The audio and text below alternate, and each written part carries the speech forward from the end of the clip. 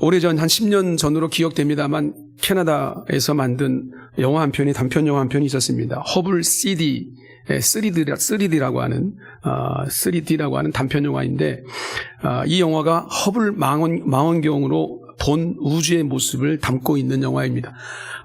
아이맥스 영화관에서 상영도 되었었는데 이것을 본분이라고 하면 그 당시에 담겨져 있는 이 영상이 정말 경이롭다. 사실 오늘은 그 영상을 먼저 좀 보려고 그랬는데 그 영상이 좀 길고 좀 이렇게 자르기가 좀 난해해서 일단 오늘 다른 영상을 봤습니다만 여러분들이 한번 흔히 너튜브라고 말하는 유튜브에 들어가셔서 한번 보시면 허블 3D라고 하는 그 단편 영화를 보시면 아마 경이롭구나. 하나님의 창조의 세계가 그렇구나. 참 경이롭다라고 하는 이 탄성을 지를 수밖에 없을 것입니다. 지구도 경이롭고 우주도 경이롭지만 그보다 더 경이로운 것은 생명의 탄생일 것입니다. 이 자리에 결혼하지 않은 분도 계시겠습니다만 결혼해서 자녀를 둔 분들이라면 자녀가 세상에 태어나던 날 잊을 수가 없을 것입니다. 자신의 살아있음을 증명하듯이 자기의 소리를 내면서 우는 그 작은 아이가 태어나는 것을 보면서 얼마나 신비로운가 라는 것들을 생각하게 됩니다. 생각하면 할수록 한 생명이 태어난다고 하는 것은 경이롭고도 신비로운 일입니다. 그래서 시편 기자 다윗은 139편 14절에 이렇게 말하죠. 내가 주께 감사하옴은 나를 지으심이 심히 기묘하심이라 라고 고백합니다. 여기서 심히 기묘하다라는 이 말은 그 어떤 것들보다 특별히 구별될 만큼 기이하다, 놀랍다라는 뜻입니다. 오늘 우리가 영상을 봤습니다만 수정란이 탁상된 이후에 태아가 되어서 출생할 때까지 자라나는 곳, 그건 다름이 아니라 자궁입니다. 어머니의 자궁. 근데 그곳에 수정이 착상되면서 작은 생명체가 자라나기 시작을 하죠. 23일째가 되면 심장이 형성이 되어 뜨기 시작하고 3개월이 되면 남녀를 구별할 수 있을 만큼 자라나고 4개월이 되면 감정이 싹트기 시작한다고 그럽니다. 5개월이 되면 완전한 사람의 형체를 이루게 되고 9개월이 되면 신장이 이제 태어날 때쯤 돼서 약 45cm 평균, 그다음에 체중 약 2kg 정도 달하는 정도로 자라납니다. 이렇게 태아가 성장하면서 출산할 즈음이 되면 평소 주먹만 한 그런 크기의 여성의 자궁이 평소의 부피의 500배 정도로 늘어나서 약 5리터 정도까지 늘어나죠. 참으로 기이한 일입니다. 하나님께서 그런 어떤 생명의 신비를 통해서 생명을 잉태하고 생명을 출산할 수 있도록 우리가 허락해 주셨습니다. 그러면 이 심히 기묘한 일이 어떻게 이루어지는 것일까라는 거죠. 우연히 이루어진 것인가? 어쩌다 보니까 이렇게 이루어졌는가? 결코 그럴 수 없습니다. 과학이라는 것 자체가 신비롭습니다. 우리의 모든 이 인체 구조뿐만 아니라 우리 안에 있는 이 세포의 하나의 DNA까지 우연히 일어나는 아무것도 없습니다. 과학으로 증명해낸 것도 그럴 수밖에 없지. 어떻게 이렇게 질서 정연한, 어떻게 이렇게 신비롭고도 참 놀라운 이 생명의 신비로 오늘 우리를 감동시킬 수밖에 없죠. 이 모든 것들은 우연히 일어나는 것이 아닙니다. 창조주 하나님께서 하신 일입니다. 생명에 관한 한 이 이상의 우연으로 일어날 수 있는 일은 아무도 없습니다. 그래서 시편 139편 13절에 이렇게 말하죠. 주께서 내 내장을 지으시며 나의 모태에서 나를 만드셨나이다 라고 고백하고 있습니다. 여기서 만든다라고 하는 이 단어는 마치 실로 천을 짜는 것처럼 여러 가지 물질과 재료들을 사용해서 한 가지의 이 물건을 지을 때 사용하는 단어가 만든다는 단어이죠. 그러니까 수정란이 만들어지는 첫 과정에서부터 자궁에 착상되어서 자라나서 출산하기까지의 이 모든 일이 다 하나님의 작품이다라는 거죠. 다윗은 시편 139편 16절에 이렇게 고백했습니다. 내 형질이 이루어지기 전에 주의 눈이 보셨으며, 이렇게 고백하죠. 여기서 형질이라고 하는 것은 우리가 지금 본 것처럼 우리가 모든 물질들이 형성되어서 생명체로 자라나는 이 모든 형성되지 않은 우리의 몸, 이거를 형질이라고 표현했습니다. 하나님께서 그 우리의 보이지 않는 형질을 미리 보셨다는 거죠. 아직 나타나지도 않은데 미리 보셨다는 것입니다.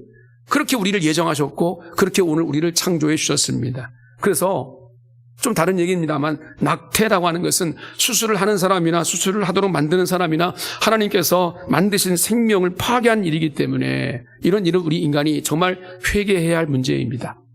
오늘 본문과 생명의 신비가 무슨 상관이 있을까 의아하시겠지만 이스라엘 민족의 형성 과정을 우리가 바라볼 때 수정란이 자궁의 착상에서 자라나고 출산하는 것과 비슷하다. 어떻게 그렇게 오묘하게 비슷한가? 이런 생각을 해보는 겁니다. 그래서 오늘은 하나님께서 아브라함에게 후손으로 큰 민족을 이루게 하시겠다라고 하는 약속하신 그 일과 그 일이 어떻게 성취되어졌는가라는 것들을 살펴보면서 애굽을 통해서 이스라엘의 하나님의 민족의 형성이 어떻게 이루어졌는가라는 것들을 우리가 바라보면서 하나님께서 우리 자신에게 나를 통한 하나님께서 이 예비하신 하나님의 뜻이 어떻게 성취되어져 가는가, 나는 과연 이 하나님의 성경의 말씀을 통해서 나는 지금 어디까지 와 있는가라고 하는 하나님의 역사하심을 경험할 수 있는 여러분들 될 수 있기를 부탁을 드리겠습니다. 세 가지 말씀을 함께 나누도록 하겠습니다. 첫 번째는 하나님은 약속해 주셨는데 아브라함에게 후손에 대한 약속을 주셨습니다. 아브라함은 하나님께로부터 내가 너의 후손을 주겠다라고 약속을 받았습니다. 아브라함은 갈대아 우르에 있을 때 전혀 하나님과 상관이 없는 인생을 살았을 때 창세기 12장 1절에 말씀하는 것처럼 너는 너의 고향과 친척과 아버지의 집을 떠나서 내가 너에게 보여줄 땅으로 가라 라는 명령을 받았고 그 명령을 따라 순종했습니다. 그때 하나님은 아브라함에게 뭘 약속해 주셨냐면 큰 민족을 이루게 하겠다라고 약속해 주셨습니다. 내가 너를 그냥 행복하게 해줄게. 내가 너를 참 평안하게 그렇게 인생을 아무런 문제 없이 살게 해줄게. 이런 약속을 하신 게 아닙니다. 그게 단순한 약속이 아니라 내가 너로 큰 민족을 이루게 하겠다라고 약속해 주셨습니다. 아브라함은 믿음으로 그 말씀을 받았습니다. 그리고 순종했습니다. 그리고 갈 바를 알지 못하고 나아갔다라고 성경은 말하고 있고 하나님은 그에게 거듭거듭 그 약속을 잊어버리지 않도록 재확인, 또 확인, 또 확인 계속해서 확인시켜 주십니다. 아브라함에게 자손을 땅의 특별과 같이 하시겠다 말씀하셨고 하늘의 뭇별과 같이 많게 해주겠다 약속해 주셨고 또한 하늘의 별과 바닷가의 모래와 같이 하시겠다라고 말씀해 주셨습니다. 셀 수 없다는 겁니다. 하지만 시간이 흘러도 약속하신 것이 이루어지지 않았습니다. 아브라함과 그 아내 사라는 반신반의하는 마음이 생겼습니다. 더불어 두려워하는 마음까지 생겼습니다. 인생이 두려웠겠죠. 이러다가 우리 인생이 끝나는 것인가? 하나님의 약속은 이루어지지 않는 것인가? 내 인생 과연 뭐가 남았는가? 이런 여러 가지 많은 것 때문에 두려워하는 마음이 생겼을 것입니다. 그 두려움이 얼마나 강했던지 하나님께서 개입하십니다. 두려워하지 말라 말씀하십니다. 그럼에도 불구하고 창세기 15장 1절 2절을 보면 아브라함은 이런 말을 합니다. 나는 자식이 없사오니 나의 상속자는 이 다메섹 사람 엘리에셀이니이다 라는 인간적인 얘기를 합니다. 하나님께서 어떤 방식으로 약속을 성취하실지 모르기 때문에 자식 생각에는 내가 가장 신임할 수 있는 내 자식 같은 존재, 이 종이지만 엘리에셀, 이 엘리에셀을 통해서 내 후사를 이어가는 것이 가장 합리적인 것이다라고 생각했을 것 같습니다. 하지만 하나님께서는 다시 말씀하십니다. 아브라함아, 너의 몸에서 날짜가 네 상속자가 되리라. 다시 말씀하십니다. 아브라함은 또 그 말씀을 또 받았습니다. 그 말씀을 믿었습니다. 그런데 시간이 또 흐릅니다. 약속의 말씀을 받았는데 그 받은 이후로도 또 10년이 지나고 넘어가는데도 아브라함과 사라에게는 아무런 기별이 없습니다.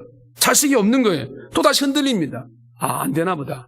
이번에도 또 흔들려서 이제는 생각 속에만 넘쳐지지 않고 이제 사라의 몸종이었던 애굽 사람 하갈이라는 이 여인을 첩으로 만들어서 그 여인을 통해서 아들을 낳습니다. 그 아들이 바로 이스마엘입니다. 그러자 하나님은 무려 13년 동안이나 아브라함을 찾아오지 않으십니다. 말씀하지 않으십니다. 깊이 침묵하십니다. 약속을 붙들지 않고 인간적인 방법으로 후사를 두려고 했던 이 아브라함을 이런 식으로 책망하신 거겠죠. 그러다가 하나님께서 나타나십니다. 다시 아브라함에게 나타나셔서 그의 나이 99세 되었을 때 이렇게 말씀하십니다. 창세기 17장 1절 4절에 보라, 내 언약이 너와 함께 있으니 너는 여러 민족의 아버지가 될 것이다. 하나님께서 아브라함이 약속하신 이 약속은 여전히 유효하다라는 것을 확인시켜주는 메시지이죠. 하지만 아브라함과 사라는 여전히 그 말씀을 온전히 믿을 수가 없었습니다. 왜요? 이제 나이가 들었거든요. 그래서 하나님께서 내년 이맘때 너희들에게 아들이 있을 것이다라고 말씀하셨을 때도 아브라함도 그 아내 사라도 속으로 웃었다라고 성경에 그건 비웃은 거죠. 아이고 참 하나님 농담도 잘하셔. 아브라함은 생식 능력이 상실되었어요. 그리고 아내 사라도 수태할 수 있는 기능이 상실되었어요. 과학적으로 인간적으로 할 수 없어요. 어떻게 아들을 낳을 수 있단 말입니까? 라고 생각할 즈음에 하나님께서 정색하시면서 이들에게 말씀하십니다. 창세기 28장 14절에 여호와께 능하지 못한 일이 있겠느냐? 이 말씀을 여러분들이 어떻게 받아들이시는지가 여러분들이 하나님을 얼마나 의지하시는지가 드러나는 사건입니다. 여호와께 능치 못할 일이 있겠는가? 여러분 이렇게 믿음의 사람으로 다듬어진 끝에 아브라함은 하나님의 약속을 받은 그 시간 이후로 25년이 지난 해에 곧 그의 나이가 100세 됐던 해, 또 그 아내 사라의 나이가 90세 되던 해에 아들 이삭을 낳았습니다. 그러면 이삭을 낳았으니까 아브라함은 큰 민족을 이루리라라고 한 하나님의 약속을 이제 이루어졌다라고 생각했을까요? 물론 많은 시간 동안 더 큰 믿음을 소유한 이 아브라함에게 그 약속은 분명히 있었을 것입니다. 하나님이 무에서 유를 창조하셨네. 나 같은 늙은이가 수태할 수 없는 우리 아내를 통해서 아이를 낳게 하신 하나님의 역사하심, 능치 못할 이 놀라운 역사가 나를 통해 이루어진 것처럼 하나님의 약속은 반드시 이루어질 것이다 라는 이 믿음이 이 아브라함에게 있었을 거예요. 하지만 현실은 생각과 믿음과 같지 않습니다. 우리가 늘 고민하는 게 그거 아니겠습니까? 우리 현실은 내가 가지고 있는 믿음과 내 생각과는 달라요. 하나님 말씀하시는데 그 말씀하신 거고 내 현실은 너무 다른 거예요. 강단에 선포되는 말씀과 내 현실은 너무 다른 거예요. 그러니까 우리가 낙심이 되죠. 그러니까 우리가 자꾸 현실을 쫓아가죠. 그러다 보니까 믿음이라는 것이 자꾸 사라져버리는 것 같은 그런 느낌을 받는 거죠. 여러분, 사라는 이삭이 결혼한 지 3년 전에 이미 죽었습니다. 아브라함은 이삭을 40세, 아들 나이 40세 됐을 때 결혼시켰어요. 어인일인지 20년이 지나도록 손자를 보지 못했습니다. 이삭에게 아들이 없었어요. 자식이 없었어요. 그러다가 아브라함의 나이 160세 되던 해에, 이삭의 나이가 60세 되던 해에 드디어 아들을 얻었습니다. 그것도 하나가 아닌 둘, 쌍둥이 에서와 아들을 얻게 되었어요. 야곱을 얻게 되었어요. 아브라함이 175세 죽었다고 성경이 말씀하고 있죠. 쌍둥이의 손자들이 15살 때가 바로 그때 나이입니다. 그때 이 아브라함이 죽었어요. 근데 아브라함은 그러니까 단편적으로 말하면 아들 2명과 손자 2명을 앞에 두고, 아들 1명과 손자 2명을 앞에 두고 죽은 거예요. 그러면서 과연 하나님이 내게 주신 언약이 뭡니까? 내가 너로 큰 민족을 이루게 하겠다는 약속 아니겠습니까? 그 약속을 이 아브라함이 믿었을까요?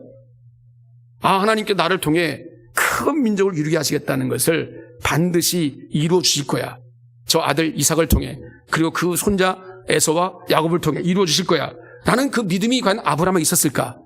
물론 우리는 있었다고 믿고 싶습니다. 근데 여러분, 여기서 한번 이 아브라함의 문제가 아니라 나의 문제로 한번 전환시켜 보십시다. 여러분의 신앙생활이, 여러분의 믿음이 어디까지 와 있는가 한번 점검해 보십시오. 여러분은 하나님께서 약속하신 것이 혹시 있을 때 반드시 그 약속이 나를 통해 약속하신 거니까 이루어질 것이라고 믿는가 말입니다. 하나님이 나에게 뭘 약속하신지 모르겠는데요. 혹시 그런 분이 계시다면 하나님 말씀 붙들고 기도해 보십시오. 여러분의 삶의 현실의 문제를 가지고 한번 기도해 보십시오. 하나님 뭘 약속하시는지. 그 약속을 받고 그 약속을 따라 신앙생활하는 것이 바로 우리 믿음이라고요. 그 약속의 성취가 더딜 수 있습니다. 분명히 나에게 말씀하셨는데 그 말씀이 시간이 지나도록 안 되는 거예요. 성취가 안 되는 거예요. 더딘 거죠. 그럴 때도 하나님, 반드시 하나님 약속하신 그 약속대로 나를 이루실 것을 믿습니다. 그 약속이 성취될 것을 믿습니다라는 믿음이 내 안에 있는가? 지금은 내 눈에 보이는 것이 아무것도 없을지라도 믿음의 눈으로 그 약속을 바라보고 있는가? 주님은 그것을 우리에게 지금 묻고 계시는 거죠. 여러분에게 그 믿음이 있기를 주의 이름으로 축복합니다. 간혹가다 말씀을 드립니다만 저에게도 약속이 있습니다. 많은 약속 가운데 특별히 우리 교회와 관련되어 있었을 때, 제가 이 종함교회 부임했을 때 하나님 저에게 약속하셨습니다. 약속을 붙들고 이 교회에 부임한 겁니다. 꿈입니다. 하나님의 꿈. 그 꿈을 저에게 주셨어요. 그 꿈은 그런 것입니다. 주님의 이 교회 안에 신실한 주의 종들을 통해, 이 교회를 통해 이 지역 사회뿐만 아니라 이 나라와 북한 땅과 세계 열방까지 하나님의 뜻을 이루는 교회가 되게 하겠다. 이게 저에게 준 약속이었어요. 그 약속을 놓고 늘 기도합니다. 현실을 보게 되면 도대체 10년이 지나도록 뭐가 이루어졌는가라는 것들이 헤아려져 봅니다. 그런데 어디까지 와 있는가 헤아려져 봅니다. 물론 낙심할 때도 있습니다. 절망할 때도 있습니다. 그러나 제 믿음은 하나님 주님의 신실한 약속이기 때문에, 저에게 한 약속이기 때문에 반드시 이루어질 줄로 믿습니다. 이게 저의 믿음인 거예요. 하박국 2장 3절에 선지자는 이렇게 말합니다. 이 묵시는 정한 때가 있나니 그 종말이 속히 이르겠고 결코 거짓되지 아니하리라. 비록 더딜지라도 기다리라. 지체되지 않고 반드시 응하리라. 할렐루야.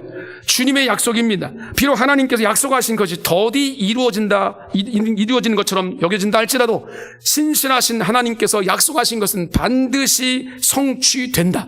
여러분, 이 믿음으로 기다리면서 주님을 바라보는 것이 신앙생활이라고요. 신앙생활은 자판기가 아닙니다. 동전을 넣고 바로 뭔가 결과물이 나오는 것이 아니라고요. 하나님은 우리의 믿음을 보기를 원하십니다. 그 약속을 얼마나 성취하는가를 우리가 믿음으로 바라보기를 원하신단 말이죠. 과연 내가 내 안에 이 믿음이 있는가라는 것들을 점검해 보십시오. 두 번째는 하나님은 그 약속을 성취하기 위해서 애굽이라는 이 나라를 사용하셨습니다. 아브라함이 한 명의 아들과 두 명의 손자를 두고 175세에 죽었다면 그 아들 이삭은 어떨까요? 이삭은 어떻게 죽었습니까? 창세기 35장 28절을 보면 이삭이 180세의 나이에 죽었다고 그랬는데, 이삭은 야곱과 12명의 손자를 보고 죽은 것입니다. 아브라함에 비하면 자손이 좀 많아졌죠? 분명합니다. 그렇다고 그 자손을 가지고 그 아들 야곱은 어땠을까요? 야곱이 애굽 왕 바로 앞에서 말했듯이 자기 자신은 험악한 인생을, 세월을 보냈다고 말합니다. 많은 세월을 보내면서 하나님의 은혜로 살았지만 마음고생을 받은 일들이 참 많았던 것이 바로 야곱입니다. 야곱의 마음을 가장 아프게 했던 사건이 뭡니까? 사랑하는 아들 요셉이 악한 짐승에 의해서 죽임을 당했습니다. 바로 이 색동, 이 옷이 바로 그 증거입니다라고 아들들이 그걸 가져갔을 때, 그 소식을 들었을 때 하늘이 무너졌을 거예요. 물론 10명의 아들들이 속인 것이지만 아버지를, 죽은 아들을 무려 22년 동안이나 가슴에 품었어야 됐습니다. 그 고통이 얼마나 심했겠습니까? 그러다가 야곱은 그의 나이 130세가 되었을 때 애굽의 총리가 된 아들 요셉을 만납니다. 재회의 큰 기쁨을 누렸습니다. 그리고 아버지를 가까이에서 봉양하고자 하는 이 요셉의 뜻에 따라 애굽 땅으로 들어가게 되죠. 하지만 야곱은 가족을 이끌고 애굽으로 들어가는 것을 못내 불안해하는 것을 성경을 통해서 알 수 있습니다. 왜냐하면 지금 현실은 이 가나안 땅에 기근이 임했기 때문에 기근으로 살 수가 없어요. 어차피 어떤 데로 가야 돼요. 근데 아들 요셉이 애굽의 총리가 됐다는 거예요. 그리고 아들 요셉이 그로 내려오라는 거예요. 그러니까 요청도 있고 해서 애굽으로 들어가는 것은 어쩔 수 없는 일이지만, 그러나 한 가지 걸리는 게 있는 거죠. 하나님이 내게 주신 약속은요, 그럼 약속 언약은요, 내게 큰 민족을 이루게 하겠다라는 이 후손에 대한 약속은 가나안을 떠나면 사라지는 것이 아닌가, 이런 불안한 마음이 있었던 거죠. 그래서 오랫동안 거주했던 이 헤브론 땅을 떠나서 가나안의 마지막 접경 남쪽 지역이었던 브엘세바에 이를 때 야곱은 하나님께 마지막으로 희생제사를 드립니다. 하나님, 그 마음을 성경에 나와 있지 않지만 아마도 이런 마음이었을 겁니다. 하나님, 약속의 땅을 내가 떠납니다. 언제 다시 돌아올지 모르겠고 못 돌아올지도 모르겠습니다. 그러나 하나님의 약속은 반드시 이루어질 줄로 믿습니다. 이 기도가 반드시 이 브엘세바에서의 야곱의 희생제사를 통해 분명히 있었을 것이다. 저는 그렇게 확신합니다. 이때 하나님께서 이상 중에 그에게 나타나셨죠. 그리고 애굽으로 내려가기를 두려워하지 말라라고 말씀하셨습니다. 창세기 46장 3절에 내가 거기서 너로 큰 민족을 이루게 하리라. 할렐루야. 야곱이 뭘 고민하는지는 아시는 거죠. 왜? 야곱은 하나님의 약속을 붙들고 있거든요. 그것은 아버지 이삭을 통해 또는 그 할아버지 아브라함을 통해 주셨던 약속이거든요. 그 약속이 내게 있는 거예요. 그래서 이 가나안 땅을 떠나기가 너무 두려운 거죠. 그 마음을 하셨던 하나님께서 두려워하지 마라. 야곱아, 내가 거기가 어딥니까? 애굽이죠. 거기서 너로 큰 민족을 이루게 하리라. 그 말씀 붙잡고 애굽으로 내려가는 거죠. 그렇게 애굽에 들어갔을 때 야곱의 자손은 모두 몇 명? 70명. 70명이었습니다. 이 수요는 아브라함이 죽을 때나 이삭이 죽을 때에 비하면 훨씬 많은 숫자죠. 그렇죠? 많은 숫자입니다. 하지만 아직까지는 그 민족을 이루기까지는 너무 멀게만 느껴지는 숫자입니다. 70명은. 하지만 야곱에게는 그 아버지, 그 할아버지가 그랬듯이 육신의 눈이 아닌 믿음의 눈이 있었습니다. 그 믿음의 눈이 다른 게 아니죠. 하나님 말씀하셨습니다. 내게 약속해 주셨습니다. 내게 언약을 주셨습니다. 큰 민족을 이루게 하겠다. 비록 적은 수요이지만 지금은, 그러나 하나님이 약속하셨기 때문에 이 약속을 붙들고 나가는 우리의 믿음을 통해서 하나님 반드시 그 언약을 이루어 주실 것이다 라는, 그게 야곱의 믿음이었어요. 다시 말씀드리지만 여러분 역시 눈앞에 보이는 현실에 의해서 흔들리지 마시고요, 믿음의 눈으로 바라보셔서 하나님의 약속이 내게 어떻게 임했는가, 그 약속은 지금 어떻게 성취되고 있는가 라는 것도 생각하시면서 포기하지 않고 주님을 바라보면서 그 약속을 따라 전진하시는 믿음의 소유자가 되시기를 주의 이름으로 축복합니다. 여기서 우리는 하나님께서 왜 야곱과 그 가족을 애굽에 들어가게 하셨는지를 생각해 봐야 됩니다. 물론 1차적으로는 7년간의 기근을 피하게 하시려는 목적이 있었을 것입니다. 근데 그게 다 전부가 아니죠.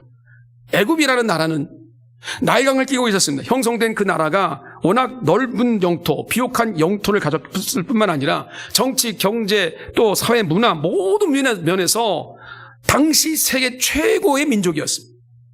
하나님은 아브라함의 자손들이 그 비옥한 땅에서 먹고 마시는 데 있어서 불편함이 없이 번성하기를 원하셨던 것입니다.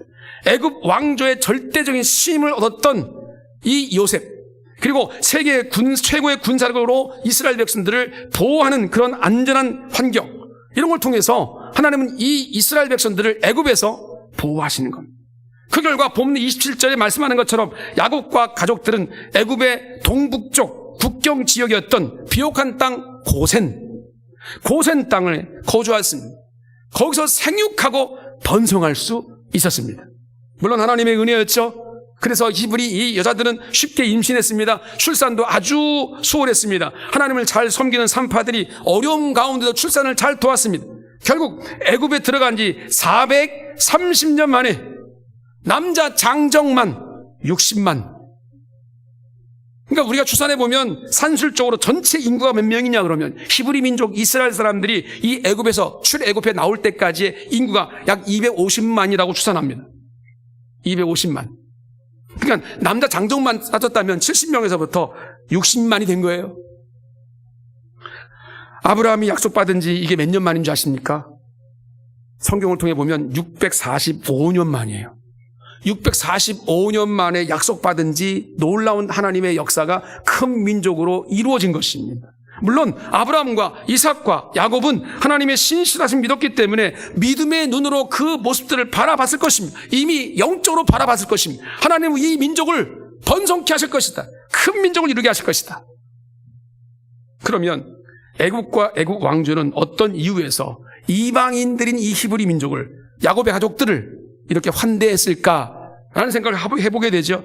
이방인이 이토록 이스라엘 민족이 큰 민족을 형성하는데 적극적으로 도와준 그 배경이 뭐냐라는 것들은 너무도 우리가 알고 있는 단순한 이유입니다. 그 이유는 애굽 왕이나 백성들에게 있어서 요셉은 영웅과 같은 존재이기 때문에 기근으로 인해서 죽을 수밖에 없는 상황, 멸망할 수밖에 없는 상황, 그 상황 속에서 7년 동안의 기근에 애굽 백성들이 보호하고 또 인근 나라로부터 모든 것들을 부하게 만든 그 영웅이 바로 요셉이었습니다.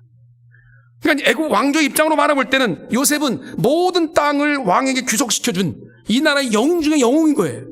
그러니까 애굽 왕들의 요셉에 대한 가족, 그 후손들에 대한 배려, 그건 당연한 것입니다. 그런데 여기에 하나님의 놀라운 개입이 있습니다. 여러분, 이 사건은 역사적으로 여러분들과 함께 신앙적으로 우리가 기독교 역사 가운데 이 부분들을 우리가 연구해 본 그런 결과를 제가 말씀을 드리면, 이집트 문명은 지금부터 약 6,000년 전에 이루어졌던 민족입니다. 그러니까 두 나라로 나뉘었다가 발전하다가 결국 주전 3,000년경에 최초로 통일된 민족이 바로 애굽입니다. 그리고 그 이후에 비약적인 발전을 하게 됩니다. 이후에 이집트는, 애굽은 페르시아의 점령도 당하죠. 이어서 로마의 속국도 됩니다. 그런데 그 전까지 이 애굽 사람들에 의한 왕조가 계속 이어졌습니다. 그런데 그 기나긴 역사 가운데 이 이집트가 단 한 번 애굽인이 아닌 이방인이 왕조를 이루고 있었던 때가 있었습니다. 힉소스라고 하는 왕조죠. 바로 이게 아시아 계통인데 힉소스라고 불리는 아시아인들에 의해서 이집트의 왕이 된 적이 있습니다. 왕조를 이룬 거 딱 두 기관이에요. 두 왕조가 있습니다. 그래서 15대 왕조, 16대 왕조라고 부르는데 그때 그들은 왕 다음이라고 할 수 있는 총리 자리에 누구를 앉혔습니까? 그 사람이 바로 요셉인 거예요. 정통 이 애굽인들이 아닌 이방인들이 왕으로 있는 그 기간에 요셉이 총리로 인정받은 겁니다. 만약 요셉이 애굽의 제15대, 제16대 이 왕조 이전이나 아니면 그 이후에 이런 사건이 있었다고 한다면 어떻게 됐을까라는 생각을 해봅니다. 이방인인 요셉이 결코 이집트의 총리가 될 수 없습니다. 그럴 수 없는 거예요. 야곱의 가족도 역시 마찬가지 고센 땅을 부여받아서 거기서 그들이 생육하고 번성할 수 없었던 겁니다. 하지만 요셉이 이방인이 왕이었던 그 애굽의 시대에 들어왔기 때문에 총리가 될 수 있었고 야곱의 가족도 역시 두 왕조 기간에 요셉의 그 보호 아래 큰 번영과 번성을 이룰 수 있었다는 것입니다. 이게 바로 하나님의 놀라운 섭리이죠. 여러분 일반 역사가들은 이것을 인정하지 않을 수 있겠습니다만 하나님은 아브라함과 맺은 이 약속을 성취시키기 위해서 이집트 역사상 처음으로 이방인이 이집트를 다스리는 왕조까지 만들어 주시는 분이에요. 그리고 이방 왕조가 애굽을 마치 태아가 자라나는 자궁으로 삼아서 이 야곱의 가족들을 큰 민족으로 성장케 하신 배경이 된 것입니다. 그래서 제가 설교를 시작하면서 생명의 신비와 자궁에 대해서 말씀을 드린 것은 바로 이런 아주 신묘망측한 하나님의 섭리와 계획이 있다는 말씀을 드리는 겁니다. 그러면 결론적으로 이것이 아브라함과 이스라엘 민족만의 일이겠는가라는 것입니다. 아닙니다. 만약에 이것이 야곱과 그 후손, 요셉과 그 후손, 또 이스라엘 민족과 그 후손들의 많은 이야기라면 우리가 오늘 이 자리에 여기 왜 앉아 있습니까? 우리가 하나님을 왜 믿습니까? 우리 예수 그리스도를 우리가 구원자라고 어떻게 믿습니까? 아닙니다. 그 모든 사건은 바로 나의 사건이고 우리들의 사건입니다. 아브라함처럼 이삭처럼 야곱처럼 믿음으로 말씀을 붙들고 산다면 여러분 약속이 성취되어지는 놀라운 경험을 하게 될 것이라는 것을 하나님께서 이 성경 말씀을 통해서 우리 가운데 주시는 거예요. 제가 앞에서 제 목회적인 꿈에 대한 말씀을 드렸습니다만 여러분 저는 그것만 생각하면 좀 막연한 것 같고 현실이 이루어질 것 같지 않은 허상처럼 보기도 하지만 하나님의 신실한 약속을 붙들고 기도합니다. 하나님의 꿈이기 때문에 내 꿈이 아니라 하나님의 꿈이고 내 욕심이 아니라 하나님의 마음이기 때문에 하나님의 섭리로 약속을 주셨기 때문에 그래서 내가 오늘 여기 서 있기 때문에 그건 반드시 하나님의 약속이기 때문에 반드시 이루어질 것이다. 때가 언제인지 모르지만 반드시 성취될 것이다. 할렐루야. 이것이 저희 믿음인 거예요. 자, 그렇다면 여러분은 어떤 믿음이 있으십니까? 여러분의 신앙생활에 어떤 꿈이 있으십니까? 하나님께로 받은 약속을 붙들고 어떤 기도를 하고 계십니까? 기도하시죠? 적어도 여러분들이 어떤 기도든 간에 기도하실 겁니다. 기도할 때 자녀를 위해 기도하실 겁니다. 내 자녀가 어떻게 되기를 원합니다. 우리 자녀가 어떻게 성장해서 어떤 꿈을 꾸고 어떠한 모습으로 자라가기를 원합니다. 그런 기도를 하실 겁니다. 바람이 있을 겁니다. 여러분의 사업체가, 여러분 직장이 어떠한 모습으로 성장하고 어떻게 번성하기 원한다라는 이런 꿈이 있을 겁니다. 기타 등등 우리 인생 가운데 왜 바람이 없겠습니까? 왜 꿈이 없겠습니까? 그러나 예수 믿는 사람들은 그 꿈과 바람이 하나님의 약속과 매치가 되는 거죠. 연결이 되는 거죠. 하나님은 약속하셨어요. 그 약속이 내 꿈과 함께 연결되면서 하나님 그 꿈이 이렇게 성취되기를 원합니다. 그 꿈은 인간의 욕심이 아닙니다. 내 생각이 아닙니다. 하나님의 꿈이고 하나님의 약속입니다. 하나님 말씀을 붙들고 서 있는 그 꿈이 하나님께로부터 받은 약속이라면 그 약속은 반드시 하나님께서 여러분을 통해 이루어 주실 것입니다. 그 하나님의 꿈을 꾸셔야 되는 겁니다. 그 꿈대로 우리는 살아가는 겁니다. 그리고 꿈은 절대 포기되지 않습니다. 하나님은 그 꿈을 우리를 통해 포기하지 않는 한, 내가 믿음이 없어서 하나님 이것은 내 꿈이 아닙니다라고 저버리지 않는 한 하나님 반드시 나를 통해 그 일을 이루어 주실 것입니다. 그 일을 위해서 우리가 해야 될 게 무엇이겠습니까? 주의 약속의 말씀 붙잡고 기다리라.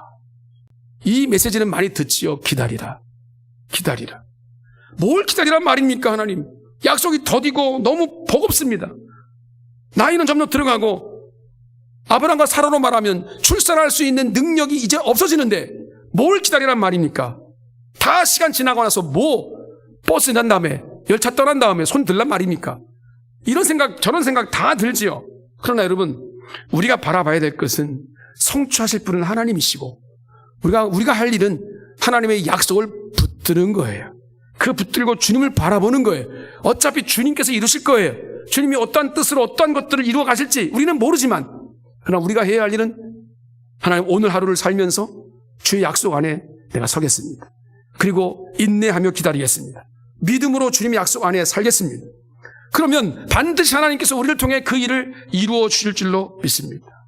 이런 것을 우리가 하나님의 자녀라고 말합니다. 하나님 백성이라고 말합니다. 하나님의 자녀라고 부리고 하나님 백성이라고 잡아놓은 오늘 우리들에게 그리스도인으로서 삶이 무엇일까? 그것은 바로 하나님의 약속 붙잡고 꿈을 꾸고 그 꿈대로 이루어진 것을 보고 하나님을 바라보는, 이것이 바로 하나님의 자녀들의 모습일 줄로 믿습니다. 이것이 내 안에 있는가? 다시 한번 점검해 보시고, 내 안에 이 꿈이 있다면 여러분 혹시 낙심하고 계시지 않습니까? 혹시 절망하고 포기하고 그러고 있지 않습니까? 다시 한번 힘을 내십시다. 하나님은 살아계시고 하나님 약속하신 분이시고 그 약속을 반드시 이루시는 분이십니다. 그 약속을 반드시 이루실 그 하나님 바라보면서 주님 기다리게 하시고, 기다리는 것이 지치는 기간이 아니라 주님 바라보면 행복한 시간 되게 하시고, 주님 바라보면서 아름답게 교제하는 시간 되게 하시고, 하나님의 뜻을 이룰 수 있는 하나님의 자녀의 권세가 넘쳐나는 복된 인생이 되게 해 주시옵소서. 주님께서 반드시 그 믿음을 통해 성취하시는 것을 보게 하실 줄로 믿습니다. 이 은혜가 우리 모두에게 넘쳐나기를 주님의 이름으로 축복합니다.